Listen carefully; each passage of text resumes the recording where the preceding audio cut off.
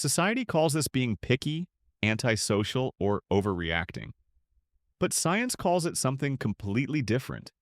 If you hate crowded places, feel your body tense up in large groups, avoid packed malls, busy parties, or overcrowded events, this was probably never about disliking people. It's about how your nervous system responds to overstimulation. Psychology explains this through the brain's optimal level of arousal. Some people need high stimulation to feel energized. Others function best with much less. When stimulation goes beyond that limit, the brain doesn't feel excitement, it feels overload. Crowded places mean too much happening at once. Overlapping noise, constant movement, unwanted physical contact, a lack of predictability. For certain nervous systems, this instantly triggers a state of alert.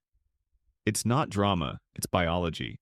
While some people gain energy from crowds, others lose it rapidly. The body shifts into vigilance, the mind speeds up, breathing changes. Now notice the contrast. Crowded environments are chaotic, unpredictable, visually noisy. Quieter spaces offer something rare: sensory control. You choose where to look, what to hear, when to move. Silence instead of noise.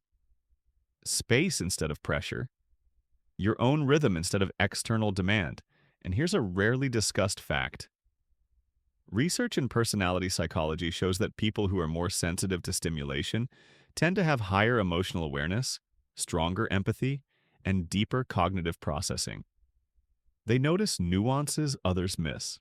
The trade-off is faster exhaustion in overstimulating environments. Crowds aren't just people, they're competing stimuli. Yet culture often labels this as weakness. We live in a world that glorifies packed events, busy schedules, and intense social lives. Those who choose space are seen as difficult, strange, antisocial. But calm isn't the absence of life, it's regulation. Sometimes well-being means choosing quieter hours, leaving early, sitting away from the crowd. That's not avoidance, it's emotional intelligence. But here's the necessary warning: avoiding crowded places can be self-care, or it can be fear-based avoidance. The key question is simple: does this calm you, or does it limit you? If you avoid crowds to preserve energy, that's healthy.